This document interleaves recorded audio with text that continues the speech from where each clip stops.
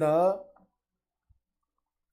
오늘 본문을 가지고 영적 어린아이라는 제목을 가지고 말씀을 전하려고 합니다. 고린도전서를 비롯해 바울이 쓴 서신서를 유심히 보면은 여러분들은 한글 성경으로 보면 잘 모를 수 있지만 원문의 그리스 헬라 원문에 보면은 의학 용어들이 상당히 많이 있습니다. 뭐 바울이 의사라서 뭐 그런가 그것이 아니라 바울과 같이 동경하면서 따라다녔던 한 동력자가 있는데 누굽니까? 의사였던 누가였습니다. 역사가였고 그리고 의사였던 누가가 바울과 같이 다니면서 통역하면서 바울도 그의 영향을 많이 받아서 성경에 보면 복음서나 서신서를 잘 읽어보면 어떤 정확한 것을 진단해 의사처럼 뭔가를 진단을 하고 그것을 통해서 이렇게 그들에게 이렇게 진단하고 하는 처방을 주는 것을 잘 보게 됩니다. 그래서 성경을 우리가 계속 고린도전서 후서 서신을 쫙 읽다 보면 바울이 그런 패턴을 가지고 진단을 하고 또 처방을 주고 이런 식으로 설명을 많이 하고 있습니다. 고린도전서 1, 2장을 우리가 오늘 마쳤는데 그 배경을 보면 여러분들 들었지만 그 당시에 고린도 지역은 지혜를 숭배했고 그리고 수사학이 발달해서 예수 그리스도 이 십자가 복음으로 구원받는다는 것은 도무지 그들의 생각에는 결단코 이해가 되지 않는 거예요. 왜냐하면 그들은 지식을 최고로 여겼고 그 당시에 철학뿐만 아니라 학문이 어마어마할 정도로 그러니까 여러분 이 철학은 소위 말해서 모든 사람들을 밟고 상위 0.1% 역사적 배경을 보면 그러니까 뭐 세상 사람들이 쓴 철학책이나 역사책을 봐도 그들이 어떻게 해서 이렇게 철학이 발달할 수 있냐면 다양한 이유가 있지만 그들이 너무너무 0.1%의 상위 0.1% 사람들이 너무 안 좋고 편하니까 우리가 뭘 먹고 살고 이렇게 저렇게 하다가 앉아서 이렇게 철학을 하고 이렇게 하다 보니까 철학이 발전하게 됐어요. 어마어마하게. 그러니까 모든 사람들을 짓밟고 올라가서 세워진 것이 철학이니까 모든 사람들 인문학 쪽에서나 많은 사람들은 영향을 받고 여러분 잘 아는 뭐 소크라테스나 아리스토텔레스 수많은 사람들이 그런 영향력을 계속 주고 실제로 그 당시에 유명했던 여러분 스쿨라 철학이나 이런 사람들하고 바울이 싸우고 실제로 그런 지식적인 것들을 가지고 많이 싸우던 시대가 바로 바울이 복음을 전했던 시대였습니다. 그러나 그들은 도무지 예수 그리스도의 십자가 이 입에 말에 꺼내기도 싫은 이 십자가 하면은 그들은 저주받은 인생 하나님 앞에 신앙한테 저주를 받아서 죽어야 될 인생 그런 인식을 했기 때문에 그들이 식사를 하면서도 어떤 상황 속에도 결단코 십자가는 이야기를 꺼내지 않는데 어떤 것이 바울이 이야기하면서 이 십자가의 도가 이 예수 그리스도 이 땅에 오셔서 이 십자가의 죽으심으로 너희들을 구원하게 됐다니까 그들이 가지고 있는 이 지식으로는 지성으로는 절대 믿어지지가 않는 거예요. 어떻게 죽은 십자가에 달려서 우리가 구원을 받을 수 있는가?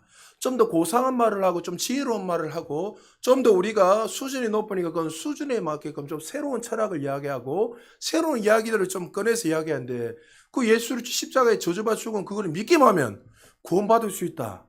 그들의 그 논리 속에는 납득이 안 되네요. 그래서 그 당시에는 수사학이 발달했고 수사학을 통해서 쉽게 말 소위 말하는 말빨이 좋은 사람 정말 언변이 탁월하고 뛰어난 사람들이 존경을 받고 칭찬을 받는 시대가 바로 바울이 복음을 전했던 시대였습니다. 그러니까 예수님 이후에 한 65년 이렇게 시대의 사람인데 그래서 그들의 생각은 결단코 예수 그리스도를 믿음으로 구원을 받을 수 없다. 그러나 여러분에게 설명했지만 결단코 우리는 이 죄를 아무리 열심히 노력하고 우리가 의로운 삶을 살아도 구원을 받을 수 있습니까? 없습니까? 없지요. 우리가 어렵게 살 수는 있어요. 왜요? 구약과 신약을 나눠보면 구약은 하나님의 법을 주셔서 너희들은 이렇게 살면 어렵게는 살아갈 수 있다. 그러나 그 사람들이 아무리 열심히 살아도 결론은 한계가 있어요. 다 한계 있고 그들은 죄를 지며 죄에 대한 죄의 삭은 사망이라 가지고 죽는 거예요. 그러니까 그들은 구약의 사람들 그렇게 살아니까 어떻게 할 수 없으니까 예수님이 어떻게 해요? 죄가 없으신 예수 그리스도가 이 땅에 오셔서 이 인류의 아담이 지었던 이 모든 죄를 대신해서 짊어지시고 가심으로 말미암아 이제 예수 그리스도의 그 속량의 십자가의 은혜를 믿기만 하며 구원받는 거죠. 그러나 이것을 믿을 수 있는 것도 내 열심 노력이 아니라 죽었던 우리를 누가 열어주는 거예요? 성령이 우리 안에 내주해 주셔서 우리에게 믿게 해주시는 거예요. 그래서 여러분들 이 자리에 앉아서 주는 그리스도 살아계신 하나님의 아들을 고백할 수 있는 것은 내가 이렇게 알아서 깨달은 것 같지만 알아서 깨달은 게 아니라 사실은 누가요? 성령님이 우리 안에 오셔서 그것을 깨닫게 해주시고 우리 입을 통해서 믿고 고백할 수 있도록 해주시는 거예요. 할렐루야. 그런데 그들은 이것을 내주하시는 그 하나님의 이 지혜를 깨닫지 못하고 사람의 지혜로 뭔가를 할 수 있고 좀 더 노력하고 고상한 방법으로 할 수 있다고 생각했어요. 그래서 1, 2장 이야기를 짜가면서 세상의 방식은 그것이 아니라는 것, 하나님의 방식은 이렇다는 것을 설명해 주면서 이렇게 저렇게 계속 설명을 하고 있다가 오늘 본문의 3장은 어떻게 시작하고 있냐면 이제 거듭난 사람, 예수 그리스도를 내 구세주로 믿고 살아가는 사람들 중에 어떻게 해요? 육적 그리스도인, 다시 말해서 영적인 어린아이들에 대해서 진단을 하고 설명하고 있는 거예요. 우리가 거듭나면 하나님이 원하시는 성숙한 자가 되어서 의의 말씀을 경험하고 은혜의 말씀을 통해서 예수님이 우리의 부르신 그 목적을 향해서 정말 선한 영향을 끼치고 하나님의 나라가 우리를 통해서 확장하고 그 부르신 가운데 살아가야 되는데 불구하고 그들은 여전히 어떻게 해요? 자신이 주인이 되어서 자신의 방법으로 자신의 열심으로 노력으로 모든 걸 하고 있다는 거예요. 이들은 구원받지 못한 것이 아니라 예수님을 내 구세주를 믿었기 때문에 구원을 받은 거예요. 맞지요? 고린도전서는 교회를 향해서 성도를 향해서 예수 그리스도를 내 구세주를 믿는 그 성도를 향해서 가르치는 거예요. 그런데 그들이 여전히 어떻게 해요? 거듭남에도 불구하고 여전히 자신의 사고방식, 생각은 세상의 방식으로 마치 내가 더 열심히 노력해야지만 뭘 얻을 수 있다는 그런 세상적인 방식으로 육적 그리스도인으로 자기가 주인이 되어서 살아가고 있더란 거예요. 그래서 바울이 그것이 잘못됐다 설명하면서 거듭난 그 순간부터는 이제 내가 주인이 되어서 살아가고 선택하고 살아가는 인생이 아니라 성령님이 나를 지배하고 나를 통치하고 말씀이 나를 이끌어서 하나님이 원하시는 뜻 가운데 살아가는 것이 정말 하나님이 원하시는 삶이고 영적인 그리스도라는 것을 설명하고 있는 거예요. 그러니까 이 부분을 지금 앞부분에서 먼저 육적 그리스도에 대해서 이야기하고 뒷부분에서는 이제 영적 그리스도에 대해서 어떻게 살아야 될 것을 설명하고 있다는 거죠. 여러분 한 가지 꼭 기억하십시오. 우리가 구원받고 난 이후에 성령 충만함으로 날마다 살아가면 얼마나 좋겠습니까? 그런데 우리도 사람이지만 어쨌든 넘어지고 실패할 수 있어요. 그러나 그 실패에 집중하지 마시고 우리는 항상 하나님의 자녀가 되음으로 말미암아 우리는 이렇게 살아갈 수밖에 없다는 것을 날마다 인식을 하고 전진을 해야 돼요. 내가 그것을 향해 갈망하고 전진하려는 갈망이 있어야지 또 내 생각을 바꾸고 내가 잘못된 것을 바꾸고 금요일날도 설교하겠지만 내 생각을 바꾸고 내 태도를 바꿔서 계속 진리가 말한 대로 걸어가야지 그 사람에게 전진이 있는 거예요. 근데 반대로 그냥 아무것도 하지 않고 좀 이따가도 말씀하겠지만 의의 말씀을 전혀 경험하지 않고 살아가지 않으면 10년이 지나도 20년이 지나도 30년이 지나도 그 사람은 영적인 어린아이. 그럼 여러분 영적인 어린아이는 어떻게 되죠? 예수님을 통해서 이미 우리에게 주신 이 풍성한 삶을 못 누리는 거예요. 어린아이는 어떻습니까? 어린아이 100원 주면 좋아해요. 맞죠? 아이들이 돈을 몰라요. 간단하기는. 10원을 주든 1000원을 주든 10,000원을 주든 가치를 모르고 10원짜리 주도 빨아먹고 1,000원짜리 주도 빨아먹고 그 가치를 모르니까 그렇게 살아가요. 그러면 그 인생은 아무것도 모르기 때문에 그렇게 살다가 하는 거예요. 근데 장성해지고 성숙해지면 성숙해질수록 어떻게 됩니까? 이 진리가 더 많이 나타나요. 그러면 그 삶이 어떻게 해요? 풍성한 삶이 더 많이 나타난다는 거죠. 그래서 바울은 그들은 영적으로 성숙하고 그들은 영적으로 어른이라고 착각했지만 바울은 그들에게 오히려 어떻게 해요? 그렇지 않다면서 오늘 본문 2절에서 설명하면서 구체적으로 너희들이 왜 영적인 어린아이인가에 대해서 설명하고 있습니다. 자, 우리 3장 1절 다시 한번 더 읽어볼까요? 시작. 형제들아, 내가 신령한 자들을 대함과 같이 너에게 말할 수 없어서 육신에 속한 자 곧 그리스도 안에서 어린아이들을 대함과 같이 하노라. 형제들은 내가 신령한 자들이 대함같이 너에게 말할 수 없다 이렇게 말하는 의도가 있습니다. 고린도 교회 성도들은 지금 이렇게 생각하고 있습니다. 우리가 지금 최고의 문명을 혜택을 받고 최고의 지성인이 아니냐. 이 도시는 헬라 철학의 영향을 받아서 지혜를 숭상하는 고상한 도시가 아닌가. 그래서 그들은 누구보다도 지식에 대해서 뛰어나고 많은 것을 알고 있기 때문에 그들의 수준에 맞는 어떤 복음, 그들이 좀 더 고상한 이 복음을 원했단 말이죠. 아까 서두에 말했지만 어떻게 십자가에 달려 죽은 그 사람을 믿기만 하면 구원받으냐. 그들의 논리는 결단을 믿어지는 거예요. 만약 여러분에게 제가 만약 뭐 이렇게 뭐 항송하지 말아요. 제가 예를 들어서 만약 여러분 제가 그 십자가 먹고 죽어서 부활하고 나서 나를 믿으라면 여러분들의 이 생각 속에는 십자가에 죽는 거 유대인의 사고에는 십자가에 죽는 건 저주받아 생각하는데 어떻게 그 사람을 믿을 수 있습니까? 절대로 믿을 수 없어요. 그리고 그 당시에 헬라 철학이 영향받은 사람들은 지식을 최고로 생각하기 때문에 더 많은 것을 알아야지만 그들이 지혜가 풀어지고 그것을 알면 알수록 우리 삶에 더 풍성한 삶을 누릴 수 있다고 생각했다. 그래서 끊임없이 그들은 어떻게 해요? 계속 지식에 대해서 연구하는 거예요. 모이면 어떤 철학적인 이야기를 계속하고. 그래서 여러분이 이해했잖아요. 그들은 원래 아르케, 그 기초가 본질이 어떻게 해요? 이 땅에 만드는 본질이 불이었다. 물이었다. 또 하늘이었다. 이렇게 이야기하는 거예요. 우리가 보면 불이면 불이지. 불을 통해서 우리는 뭐 학교 때 공부하자면 빅뱅 이론 배우잖아요. 진화론도 배우는데 그 개변입니다. 진화론도. 진화론도 여러분들 나중에 그 읽어보면 그 사람이 부인했어요. 잘못됐다고. 그러니까 앞에만 읽어보고 전체적인 걸 안 보니까 사람들이 지금도 진화론자하고 실제로 창조론자들이 싸워서 진화론자들이 졌습니다. 왜? 증명할 수가 없는 거예요. 그들은 가설을 주장하는데 창조론은 그냥 뭐 늘린 게 다 창조론은 늘려 있으니까 전부 다. 그냥 그들이 인정을 했어요. 1991년도인가 제가 정확하게 그 논문이 기억이 안 나는데 그때 실제로 그들은 그런데 여전히 어떻게 해요? 그들은 그걸로 먹고 살아야 되니까 그렇게 주장하고 있는 거야. 그냥 그 당시에 그렇게 많은 사람들이 고상한 법을 세련된 진리를 추구했습니다. 그리고 그것을 참된 신앙이고 그들이 예수를 잘 믿는 것으로 착각하며 살아갔다는 거죠. 오늘날 교회 안에 이런 엘리트주의에 빠진 사람들이 얼마나 많이 있습니까? 나는 다른 사람들보다 더 많이 알고 사회적으로 성공한 자들에게 좀 더 고상한 법, 좀 지혜에 대한 목마름이 그들에게는 신앙의 성숙이요 신뢰한 것으로 생각했습니다. 그러니까 여러분들 교회에서 믿음 좋다는 게 뭐죠? 예수님을 따라가는 게 믿음 좋은 거잖아요. 말씀대로 살아가는 게. 근데 우리 믿음이 좋다면 뭐라 합니까? 우리들이 가지고 있는 내 나름대로 저 하나님 말씀을 누구보다 잘 알고 가르치는 사람. 그것도 할 수는 있겠지만 우리 나름대로 잣대가 있잖아요. 헌금 많이 하는 사람, 기도 많이 하는 사람, 뭐 이제 전도 많이 하는 사람. 마치 그런 사람들을 우리 나름대로 잣대를 이 사람이 믿음이 좋다, 이 사람이 신앙을 생활을 잘한다. 제가 여러분에 누구나 했지만 제가 목회를 20년 가까이 하면서 정말 다양한 사람을 만나봤지만 그런 사람들하고 진짜 믿음 좋다 만나보면 엉뚱한 소리 하세요. 다 그런 건 아니지만.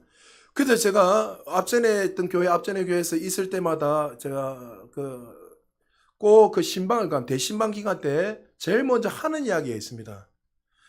장로님이든 집사님이든 뭐 목사님이든 상관없이 제가 늘 물어보는 거예요. 구원받았습니까? 항상 물어봐요. 그러면 황당하게 이렇게 쳐다봐요. 목사님, 내가 장로쯤 됐는데 그걸 뭘 물어보냐고. 그래서 제가 지금 심각하게 이야기하니까 장로님이 태도를 달리하면서 저 당연히 구원받았죠. 그럼 지금 죽어도 천국 갈 믿어요라는 거예요. 믿습니다. 그럼 어떻게 천국 가자면 예수님을 내 구세주를 믿고 살아가게 되면 저는 천국 갑니다. 근데 어떤 분들 중에서는 말 못하는 분이 정말 많습니다. 신앙생활 40년, 50년 동안 했는데. 왜요? 그들의 어떤 열심과 어떤 지혜를 가지고 그것을 할 수 있다고 많은 분들이 그렇게 생각하고 있는 거예요. 그래서 바울은 그들은 어떤 고상한 복음, 그들이 지혜를 숭상하고 뛰어났기 때문에 그들은 누구보다 신앙생활을 잘하고 진리에 대해서 많은 것을 알고 있다면서 그들은 영적인 어른의 생각인데 바울은 뭐라 합니까? 너희는 아직 복음의 깊이를 이해하지도 못하고 육신에 속한 너희의 모습은 영적 어린아이 같은 신령한 자 같이 대하지 않는다. 이 말은 뭐냐면 어른으로 대할 수 없다 이 말인 거예요. 너희들을 보니까 너희는 어린아이 생각인데 어른이 아니라 너희들은 어린아이다 하면서 바울이 그렇게 설명합니다. 자, 히브리서 5장에 보면 이 말씀에 대해서 좀 더 구체적으로 설명하고 있습니다. 5장 12절 우리 같이 한번 읽어볼까요? 시작. 때가 오래되었으므로 너희가 마땅히 선생이 되었을 터인데 너희가 다시 하나님의 말씀의 초보에 대하여 누구에게 가르침을 받아야 할 처지이니 단단한 음식은 못 먹고 젖이나 먹어야 할 되었도다. 자, 히브리서는 말 그대로 로마 지역에 흩어져 있는 유대인들에게, 히브리인들에게 쓴 책입니다. 가장 고난이 심할 때, 그러니까 도미티안 황제 때 가장 핍박이 심하고 예수 믿으면 뭐 하여튼 그냥 다 죽어버린 거예요. 다 죽여버린 거예요. 네로 황제 때, 도미티안 황제 때 가장 박해가 심했단 말이죠. 그랬는데 그때 그들에게 흔들렸다면 어떠니? 정말 예수가 부활한 게 맞나? 우리가 믿는 예수가 진짜 복음이 맞는가? 그들이 이런 핍박이 넘어오다 보니까 혼란스러운 거예요. 그러니까 이 유대인들에게 그것이 맞다는 것을 설명해 주게 쓴 서신이 바로 히브리서예요. 그러니까 히브리서는 말 그대로 히브리인, 유대인들에게 썼다는 거예요. 자, 그러면 그들은 어떻게 해요? 그들은 누구보다도 하나님의 말씀을 잘하는 사람이에요. 맞죠? 모세오경은 기본적으로 다 어릴 때부터 달달달달 다 외운 사람들이고 누구보다도 전통과 하나님 구약의 말씀을 모든 자들이 잘 알기 때문에 그들은 신앙에 대해서 어떻게 해요? 정말 그 자부심이 대단한 사람이 바로 히브리인들이에요. 근데 이 지금 히브리서 기자가 바울이 썼다고 대다수 이야기하지만 하여튼 중요한 것은 이 히브리서 기자 뭐랍니까? 너희들 어리다 이렇게 하는 거예요. 여러분 생각해 보십시오. 누구보다도 말씀을 많이 알고 누구보다 그 박해 가운데서도 그들은 여전히 이 주님을 붙들고 살아가는 자들인데 불구하고 오늘 성경은 그들에게 뭐요? 어린아이다 이렇게 말한 거예요. 여러분 바울이 자신을 소개할 때 어떻게 소개했습니까? 빌립보서 3장 5절에 우리 같이 한번 읽어볼까요? 시작. 내가 8일 만에 할례를 받고 이스라엘 족속이요 베냐민 지파요 히브리인 중에 히브리인이요 율법으로는 바리새인이요. 내가 8일 만에 전통에 의해서 그는 할례를 받았어요. 남자의 그 생식기 표피를 자르는 거. 지금 말 포경수술을 말하죠. 그들은 8일 되면 마취하지 않고 그냥 날카롭게 간 돌로 가지고 지금도 그렇게 합니다. 그렇게 하고 그것을 억수로 성스럽게 여깁니다. 왜요? 아, 우리가 구별된 자다. 하나님께 택함 받은 자다. 그건 전통적이죠. 그리고 베냐민 지파 중에 사도 바울이 베냐민 지파에서 누가 나오지 왕이? 사울 왕이 베냐민 지파잖아요. 쉽게 말해서 왕족 출신. 나는 뼈대 있는 집안인 거예요. 그러면서 히브리 중에 히브리인이요 이렇게 말합니다. 그냥 히브리인 하면 되는데 왜 히브리인 중에 히브리인이요 이렇게 바울이 말했을 거예요. 이 배경이 있습니다. 역사적 배경에 보면 과거 아수르가 이스라엘에 침공해가지고 여러분 이스라엘을 장악하게 되죠. 그때 여러분 이 아수르가 어떤 정책을 하죠? 이 히브리인들, 이 유대인들을 말살하기 위해서 그 아수르 사람들과 결혼을 시켜요. 그래서 나중에 히브리인들이 사마리아 노가 하잖아요. 결혼을 시켜요. 그럼 여러분 그 결혼을 시켜서 완전히 말살시키고 없애기 위해서 했단 말이죠. 그러면 그 가운데 살려고 하면 어떻게 했습니까? 결혼을 해야 돼요. 결혼 안 하면 죽는단 말이죠. 근데 여러분 결혼한다는 건 뭡니까? 하나님을 버리고 이방신을 따르겠다는 거예요. 그러면 그들에게는 이건 절대로 말이 안 되는 거예요. 이 유대인들에게. 그리고 로마가 침략을 해서 로마의 속국이 되었을 때 황제를 숭배하게 됩니다. 황제에게 절하지 않으면 요한계시록에 나오죠. 절하지 않으면 어떻게 되면 길드 상인에 가입도 못하게 해서 음식도 사지 못하고 그들이 이제 바깥에서 어떤 음식이나 물건들을 살 수가 없는 거예요. 그 얼마나 피폐하게 살아갑니까? 그렇게 살면서 어떻게 해요? 그들은 끝까지 뭐요? 신앙을 지킨 사람들, 믿음을 지킨 사람. 나는 말씀대로 끝까지 살았고 민족을 배반하지 않고 난 하나님의 말씀을 부인하지 않고 끝까지 순종하며 유일하신 하나님을 따르며 살아갔던 자가 뭐라고요? 히브리인 중에 히브리나 이야기하는 거예요. 그럼 이 사람들 얼마나 말씀도 많이 하고 민족성이나 이런 얼마나 뛰어난 사람입니까? 근데 오늘 히브리서 기자가 뭐라고요? 너희는 어린아이다 이렇게 이야기해요. 여러분 너무 이해가 되지 않지 않습니까? 어린아이라고 분명히 말하고 있습니다. 자, 히브리서 5장 12절 우리 다시 한번 읽어볼까요? 12절 같이 읽습니다. 시작. 때가 오래되었으므로 너희가 마땅히 선생이 되었을 터인데 너희가 다시 하나님의 말씀의 초보에 대하여 누구에게 가르침을 자, 받아야 이미 이 정도 알았으면 선생이 이미 되고 가르칠 수준이 돼 있어야 되는데도 불구하고 그들은 어떻게 해요? 하나님의 말씀의 초보에 대해서 어떻게 여전히 쉽게 말하면 어린아이로서 밑에 그 읽으면 단단한 음식을 먹고 여러분 아이들이 이빨이 없으면 단단한 음식을 못 씹잖아요. 그런 것처럼 너희들의 수준이 지금 그렇게 돼 있다. 영적인 어린아이다 이렇게 말하는 거예요. 그들이 왜 영적인 어린아이일까요? 5장 히브리서 5장 13절에 보면 이렇게 말합니다. 우리 같이 읽어볼까요? 시작.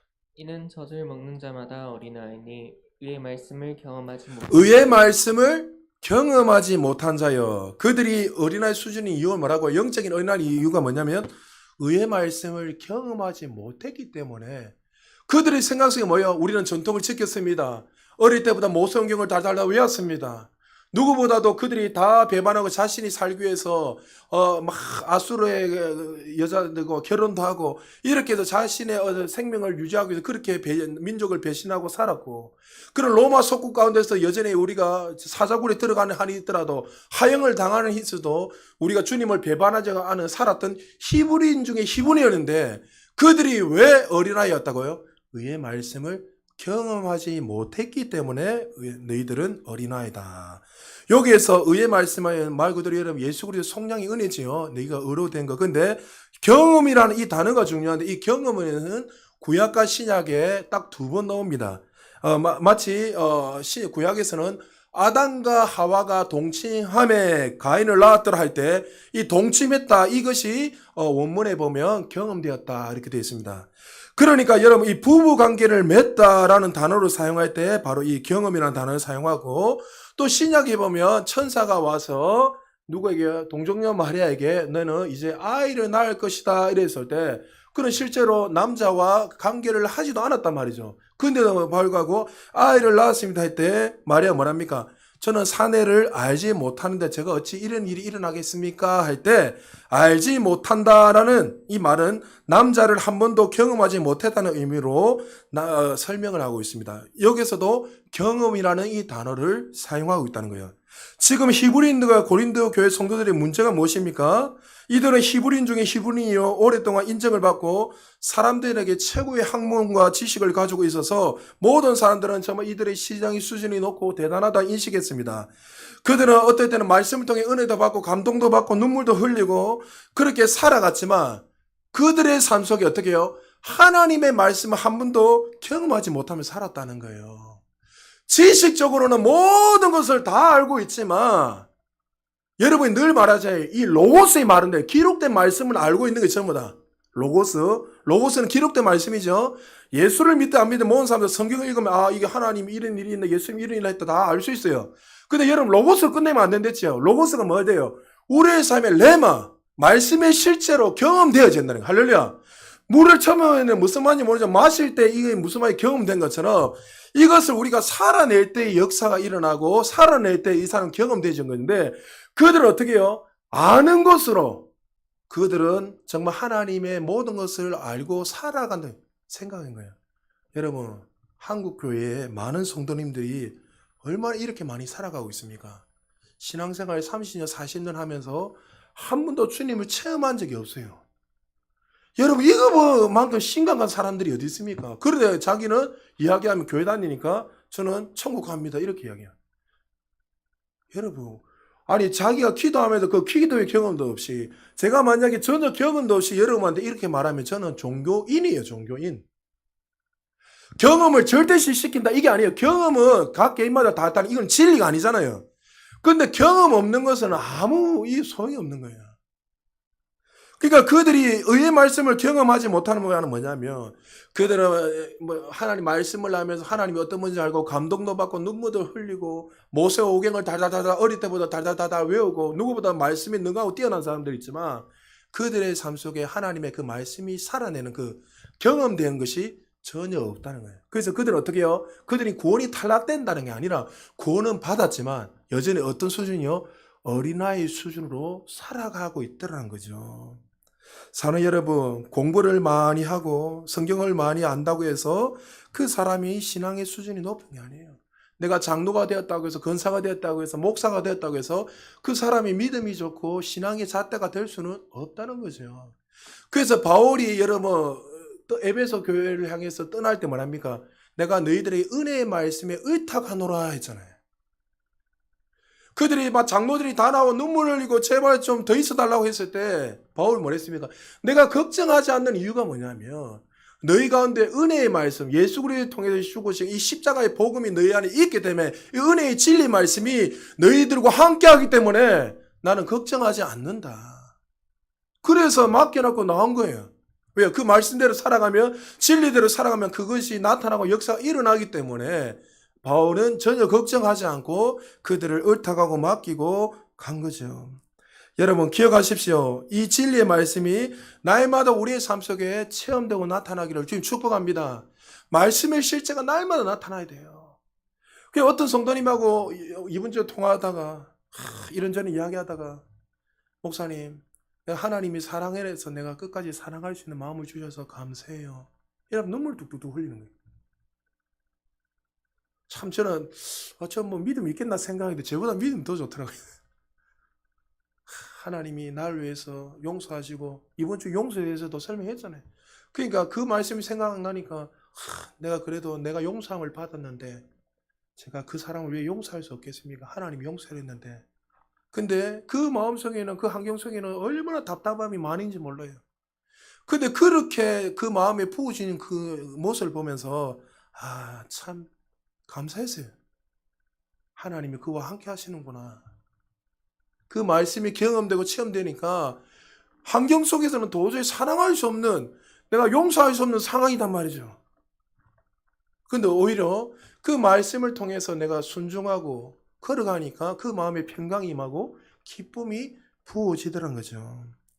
오늘날 교회 가운데서 이런 고린도 교회 성도와 같은 성도들이 너무나 많습니다. 명분만 그리스도인으로 살며 얼마나 성경을 많이 알고 또 목회자들보다 헬라어 히브리어도 더 많이 하고 뭐 아람어까지도 어떤 사람들은 뭐 더 많이 알 정도로 타고난 사람들 정말 많습니다.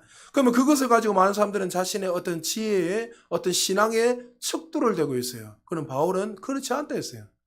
아무리 많은 것을 알고 있어도 그의 삶 속에 하나님의 이 진리의 말씀이 체험되고 경험되지 않으면 동침함에 있을 때, 동침했다는 것은 남자와 관계를 맺었다는 거잖아요. 맺지 않는 사람이 은하니 안 남았잖아. 그거 아나? 이거 경험 안 되니까 모르고 지식적으로는 알 수 있단 말이죠. 엄마를 통해. 그러나 애를 낳아본 사람은, 저도 우리 아내 낳았을 때 들어가서 봤지만 저는 간접적으로 봤지 직접적으로는 뭐 안 했잖아요.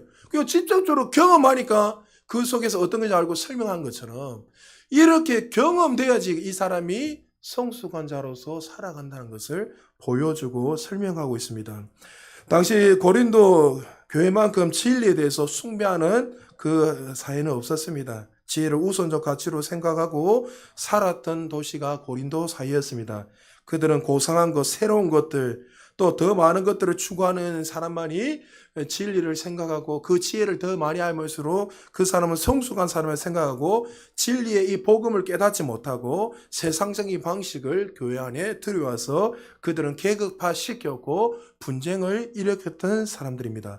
그러나 바울은 그들의 모습을 보면서 너희들이 잘못됐다, 회개하라, 틀렸다 한 것이 아니라 마치 철없는 어린아이 같이 그렇게 대하고 있다는 거예요. 너희들이 아직 어리기 때문에 세월이 지나고 시간이 좀 지나서 너희들이 생각이 바꾸고 깨달아지면 너희도 그런 장성한 자가 될 거라는 그 변화된 것을 기대하고 그들에게 어리다 하면서 설명하고 있다는 거죠. 자, 그렇다면 바울이 무엇을 근거로 구체적으로 그들에게 어리다 하고, 아까 의에 맞서 경험하면 어리는데 뭐라고 설명하고 있는지 3절 한번 같이 읽어보겠습니다. 고린도전서 3장 3절입니다. 시작. 너희는 아직도 육신에 속한 자로다. 너희 가운데 시기와 분쟁이 있으니 어찌 육신에 속하여 사람을 따라 행함이 아니리요. 그들이 어린이가 아까 의의 말씀을 경험하지 못하고 살아가지 못하는, 그런데 그게 구체적으로 뭐야? 먼저 첫 번째가 육신에 속한 자로다. 이 의미가 뭡니까? 아까 거듭난 자들에게 이야기하는 게 있습니다. 그들이 예수님을 내 구주로 먹고 거듭난 자들이었지만 여전히 그들의 삶의 방식이 어떻다고요? 세상의 방식. 그 당시에 고린도 사회가 추구하는 지혜를 숭상하고 새로운 것들만 추구하고 철학을 추구하고 그렇게 세상적인 방식, 육신에 속한 그런 방식으로 여전히 기능하며 살아가고 있더란 거죠. 그것이 뭐라고요? 그들에게 어린아이고 그들이 성장하지 못하는 걸림돌이 되었다는 거죠. 자, 그래서 그들에게 구체적으로 두 가지를 설명하는데 그 육신적인 방식이 두 가지인데 그 중에 뭐라고 되어 있냐면 아까 읽었던 것처럼 시기와 분쟁이 있다리 됐습니다. 이것을 통해서 구체적으로 육신의 생각을 하면서 시기와 분쟁이 있는데 시기의 원문에 보면은 잘못된 열심을 이야기하는 거예요. 남을 미워하고 질투하는 게 이것이 시기가 아니라 원문에 보면 이 시기가 뭐냐면 자신의 잘못된 열심, 자신의 노력으로, 자신의 힘으로, 자신의 방법으로 구원을 이루고 하나님의 어떤 그 진리를 이루어보기 위해서 그들이 몸부림치고 있는 거예요. 자, 그래서 로마서 10장 2절에 3절에 보면 이렇게 말씀하고 있습니다. 같이 한번 읽어볼까요? 시작. 내가 증언하노니 그들이 하나님께 열심히 있으나 올바른 지식을 따른 것이 아니니라.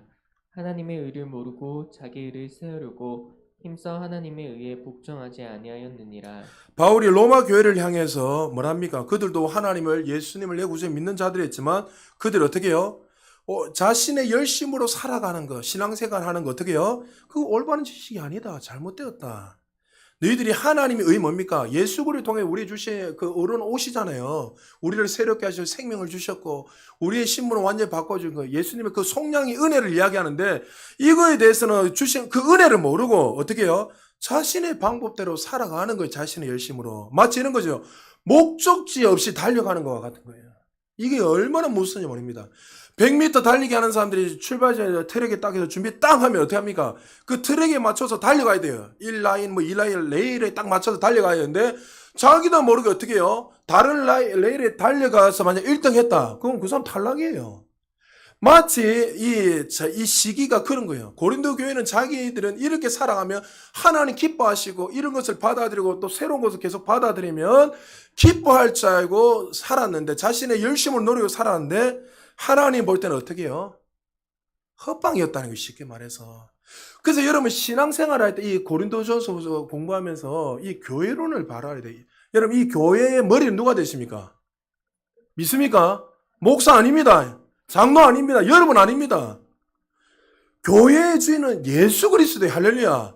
머리 대신 예수 그리스도 우리는 각 마디 지체잖아요. 그러면 머리가 이렇게 말을 하면 그 각 지체들은 그게 맞춰서 목적을 향해서 달려가는 거예요. 그럼 여러분한테 다툼도 있을 수 있지만 그럼 목적지는 분명하잖아요. 그런데 그것을 모르니까 어떻게 해요? 자기가 주인이 돼서 자신의 방법대로 살가면 갈수록 하나님의 말씀과 점점 더 어떻게 해요? 더 멀어지는 거예요. 자기는 맞다고 생각해요. 그래서 예수님이 나중에 뭐랍니까? 도대체 네가 누군지 모르겠다 이렇게 이야기해요. 그들 어떻게 해요? 하나님 내가 예수님 이름으로 귀신도 쫓아내고 병자도 치유하고 좋은 일도 말했습니다. 그러니까 예수님이 말합니까? 도대체 네가 누군지 모르겠다. 자기 열심으로 모든 걸 한 거예요. 하나님과 상관없이. 그래서 고린도 교회 성도들은 어린지라 아직 잘 똥인지 된장인지 구분을 못하니까 그들은 그런 자신의 열심을 가지고 하나님 말씀한 것이 열심을 내서 이렇게 살아가면 세상의 방식으로 살아가면 하나님이 기뻐하실 거라고 생각해요. 여러분 어린아이들 신앙생활 제시할 때 그런 거 많잖아요. 그래서 여러분들 영적인 어린아이들은 말씀을 통해서 바른 것을 잘 배워야 돼요. 그래서 성경 공부가 필요하고 그것을 통해서 하나하나 차근차근 잘 배워야지 기초가 잘 세워져야지 여러분 갑자기 급성장하게 되는 거예요. 그래서 여러분에게 어떤 말씀을 2번, 3번 반복할 때는 반복한다는 건 그만큼 중요하다는 거예요.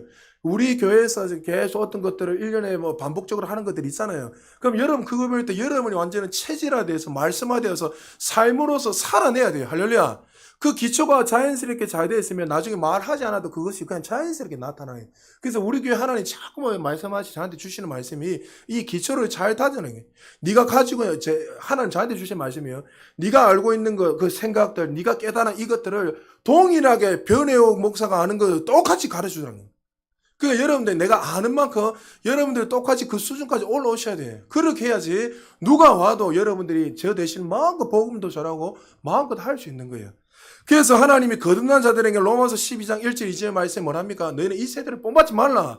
이것이 출발점이에요. 앞에 1절에는 너희들이 이제 예배자로 살아갈 것인데 하나님의 영광에 살아가게 될 것인데 이제 어떻게 너희 몸으로 영적 예배를 드리면서 너희는 이 세대를 세상의 방식대로 살지 마라 하면서 마음을 날마다 말씀으로 새롭게 해서 하나님 기뻐하시고 온전한 뜻이 뭔지 분별하면서 살아가는 것이 어떻게 해요? 거듭난 자들의 성숙한 자들의 모습이라는 거예요. 그리고 여러분 시편 1편 1절에서 어떻게 말하고 있죠? 우리 같이 한번 읽어볼까요? 시작. 복 있는 사람은 악인들의 길을 따르지 아니하며 죄인들의 길에 서지 아니하며 오만한 자들의 자리에 앉지 아니하고. 자, 원문에 보면 너희는 복이다, 복 있는 자다 이렇게 시작합니다. 우리는 의인이잖아요. 우리는 거듭나실 때 하나님 주신 그 축복의 통로안에 이미 들어와 있는 사람들이에요. 그러면 우리는 복 받는 자예요. 그러면 어떻게 해요? 너는 복이다 이렇게 시작하면서 복된 자들, 어려운 자들은 어떻게 살아야 된다고요? 그럼 이렇게 살아야 되는데 살지 말라 하고 있잖아요. 악인들의 꾀를 따르지 말고 죄인들에게 서지 않고 오만. 이게 뭔 말입니까? 세상 사람들의 방식으로 생각으로 살지 말란 거예요. 세상 사람들 모이면 어떤 이야기 하죠? 날마다 자기가 중심에서 어떻게 해요? 살아갑니다. 여러분 세상 사람들 보십시오. 다 그런 거 아니죠. 만나보면 대사람 어떻습니까? 계산적이잖아요. 이래 만남을 통해서도 뭐 하나를 얻어야 돼요. 맞죠? 아닙니까? 아니면 그 사람은 대단한 사람이에요. 나한테 뭐 유익이 있나 없나, 이익이 있나 없나 그렇게 살아가요. 그러니까 세상 사람들의 방식이 그렇다는 거예요. 그 거듭난 사람들 어떻게 그렇게 살면 안 된다는 거예요. 할렐루야. 그렇게 살지 않는 것이 세상 사람들의 방식대로 살아가지 않는 것이 복 있는 사람이고 의의 말씀을 경험하고 성숙한 자들이란 것을 설명하고 있습니다. 그리고 그들에게 또 어떻게 해요? 한 가지 더 설명하는 게 너희 안에 뭐가 있다고요? 분쟁이 있다 이렇게 했습니다. 자, 고린도전서 3장 4절 같이 읽습니다. 시작. 어떤 이는 말하되 나는 바울에게라 하고 다른 이는 나는 아볼로게라 하니 너희가 육의 사람이 아니리요. 자, 여기서는 분쟁에 대해서 이야기하면서 어떤 이야기합니까? 바울파, 아볼로파 이야기하죠. 원래 그리스도파, 베드로파 네 개인데 바울과 아볼로를 먼저 등장시킨 이유는 고린도 교회의 리더격이기 때문에 가장 영향력을 끼친 사람이기 때문에 일단 그리스도파나 베드로파는 제껴놨고 이렇게 두 파를 설명하고 있는 거예요. 그래서 그 당시에 여러분 아볼로는 누굽니까? 고린도 교회의 부교육자로 동역자로 온 사람입니다. 근데 이 아볼로가 너무 똑똑하네요. 그 당시에 지혜를 숭배했고 수사학이 뛰어났던 그 수사학의 대가가 바로 아볼로였어요. 아볼로니까 말을 하면 황금의 혀처럼 사람들을 녹이는 거예요. 사람들을 설득시키고 그 사람이 설교하고 말만 하면 사람들이 지혜를 숭배니까 빨려 들어가요. 왜? 달면 가니까. 그러니까 어떻게 해요? 저쪽으로 가는 거예요. 아, 나는 아볼로가 나하고 맞다. 이래 아볼로 줄 쫙 가는 거예요. 근데 성경에 보면 이 리더였던 이 바울은 언변이 뛰어나지 못하는 거예요. 필력은 정말 뛰어나요. 읽기만 해도 막 은혜가 되는데 말하면은 막 사람들 그런 건 아니겠지만 뭐 절기한다든지 하여튼 그렇게 하니까 비교가 되는 거예요. 사실 여러분 교회의 주인은 누굽니까? 하나님인데 바울과 아볼로로 주인으로 만든 거는 누가 만든 거예요? 성도들이 만든 거예요. 그 여러분 잘 들으셔야 돼요. 성도들이 하나님을 자랑해야지. 여러분 복음 전할 때 우리 목사님에 대해 뭐 칭찬할 수도 있지만 하나님을 그래 여러분 밖에 나가서 제 욕하시면 안 됩니다. 아니 칭찬해야지 사람들이 와가지고 하지. 아이 저 목사 안 되더라 뭐 이렇게 해보면 안. 그러나 여러분 마치 그 바울과 아볼로를 신처럼 여기버린 거예요. 성도들을 그렇게 만들어버린 거예요. 한국에 그런 교회 많이 있잖아요. 그런데 바울과 아볼로가 원했던 게 아니단 말이죠. 그들이 그렇게 말했어요. 그러니까 그것을 알고 이 일로 인해서 그들의 이면성이 뭐예요? 하나님이 주인이 아니라 사람이 중심이 되어서 살아가기 때문인 거예요.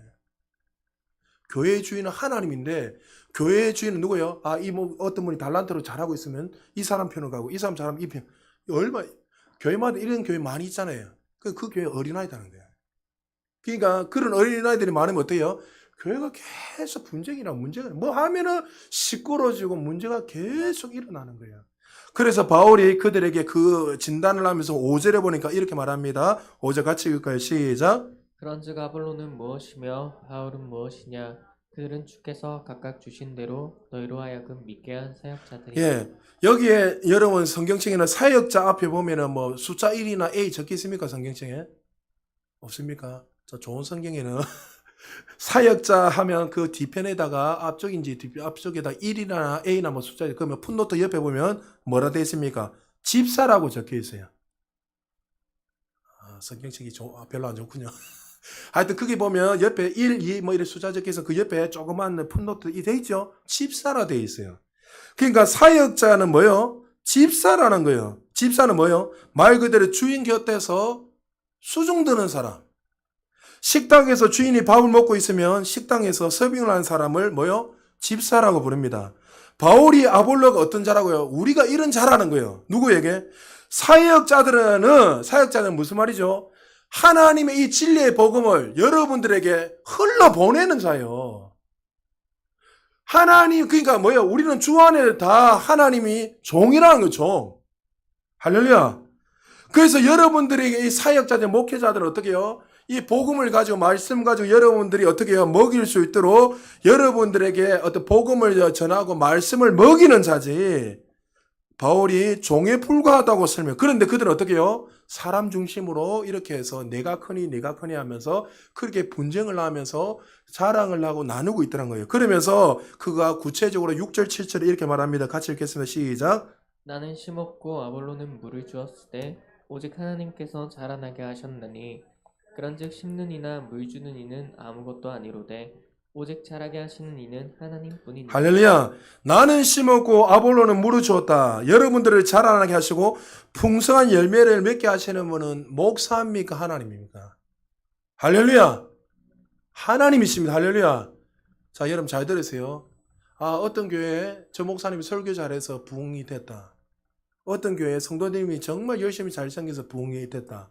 여러분 이 말이 맞아요, 틀려요? 정확하게 이야기하세요. 맞아요, 틀려요? 왜 틀렸죠? 부흥은 목사가 성도가 할 수 있는 거예요. 여러분 착각하시면 안 돼요. 목사가 성도가 그렇다고 해서 목사가 최선을 다해서 안 하겠다 이 말이 아닌 거예요. 우리가 주어진 것을 열심히 해야죠.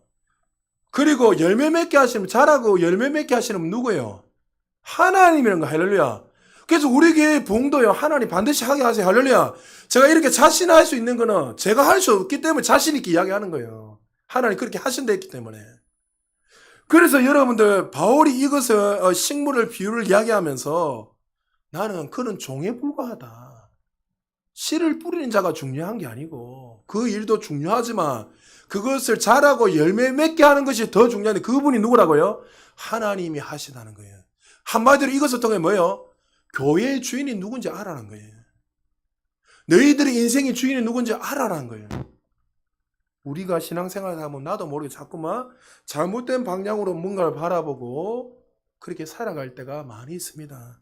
여러분, 우리는 인간의 노력과 열심으로 주어진 자리에 최선을 다해야 되지만 우리를 자라게 하고 열매 맺게 하고 우리의 삶을 영광이 더 큰 영광 올라가게 하시는 분은 하나님이라는 사실을 믿으시기 바랍니다. 바울은 식물이 자라는 원리를 통해 교회가 성장하고 성숙하는 올바른 길을 제시하고 있습니다. 사람이 교회의 주인이 될 때 교회는 문제가 일어나고 분쟁하기 시작합니다. 씨 뿌리는 사람이나 물을 주는 사람은 역할만 다를 뿐 그 가치는 똑같습니다. 우리 몸 가운데 각기 다른 역할을 하는 눈과 귀의 가치를 비교하는 자체가 어리석다는 거예요. 똑같다는 거예요. 그러면서 8절 9절에 이렇게 결론을 내면서 마무리 짓습니다. 8절 9절 읽고 제가 한 두 줄만 더 읽고 마무리합니다. 같이 읽습니다. 시작. 심는 이와 물 주는 이는 한 가지이나 각각 자기가 일한 대로 자기의 상을 받으리라. 우리는 하나님의 동력자들이요 너희는 하나님의 밭이요 하나님의 집이니라. 할렐루야. 9절에 보니까 우리는 하나님의 동력자들이다.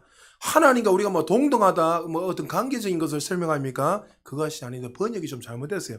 현대어로 제가 번역한 거 한번 읽어드릴게요. 우리는 하나님의 일을 하는 동력자들이요. 여러분 하나님의 밭이며 건물이다. 한마디로 우리는 하나님의 건의 아래 있는 똑같은 일꾼이요. 종이라는 거예요. 할렐루야.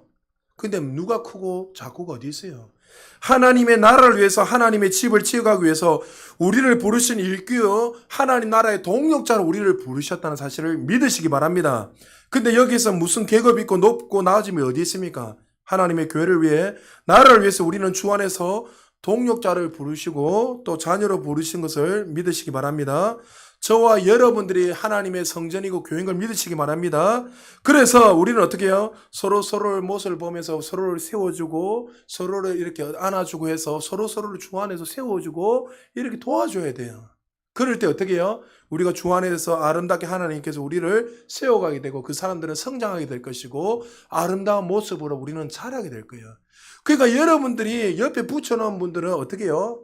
그분을 통해서 또 나를 통해서 존대한 분은 또 어떻게 됩니까? 또 내가 섬김을 통해서 그 사람이 하나님을 알게 되고 또 그 사람이 자라게 되면 그 섬김을 받았던 그 사랑을 깨닫고 또 다른 사람에게 섬기게 되고 그렇게 하면서 예수 그리스도 그 사랑을 드러내게 될 때에 우리를 통해서 교회는 건강해지고 아름답게 되는 거죠.